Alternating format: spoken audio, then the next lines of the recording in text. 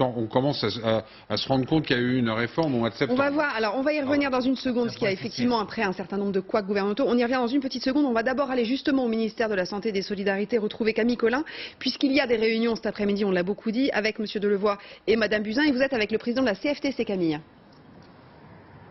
Oui, avec Cyril Chabagnier, donc vous allez assister à cette réunion. Ça fait 3 semaines que vous présidez la CFTC.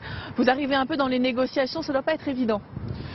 Non, c'est pas évident. C'est sûr que c'est pas une prise de fonction facile avec l'actualité qui est très chargée, mais en même temps, évidemment, j'avais pu suivre l'ensemble des négociations étant déjà au bureau confédéral.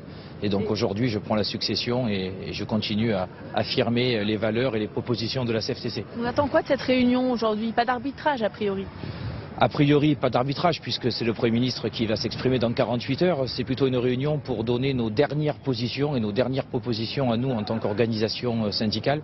Et donc nous sommes venus aujourd'hui pour réaffirmer donc l'ensemble de nos propositions, en particulier, alors nous si on veut bien accompagner un système universel par points, le fait de dire qu'on ne veut pas que le point puisse baisser, que l'âge légal doit rester à 62 ans, les droits familiaux sur lesquels on a déjà eu quelques prémices où le gouvernement, dans la déclaration du Premier ministre, avait dit qu'il pouvait donner caution à ce qu'on demandait sur les droits familiaux, l'intégration de la pénibilité pour l'ensemble des métiers. Voilà, donc toute une série de questions sur lesquelles on veut vraiment affirmer notre position. Et extrêmement clair aussi, notre ligne rouge, pas de réforme paramétrique avant la réforme systémique du régime universel. Vous avez déjà eu des garanties sur ces sujets-là? On sait que vous avez vu le Premier ministre, par exemple, il y a 3 semaines. Ça avance quand même en coulisses?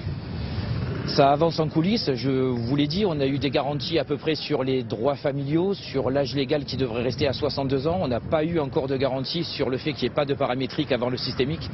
C'est ça qu'on attend dans les arbitrages, en particulier dans 48 heures du Premier ministre. D'accord. Merci beaucoup, merci à vous d'avoir été avec nous sur LCI. La réunion va commencer aux alentours de 15h30 et Jean-Paul Delevoye tiendra un point presse en fin de journée vers 18h pour présenter aux médias donc cette synthèse de ces rendez-vous avec les syndicats. Il faut rappeler que ça fait 2 ans, 24 fois que Jean-Paul Delevoye les rencontre tous. Merci beaucoup Camille et merci à votre invité. Point presse que vous suivrez bien entendu avec nous sur LCI. On était en train de se parler, oui, c'était sur le calendrier.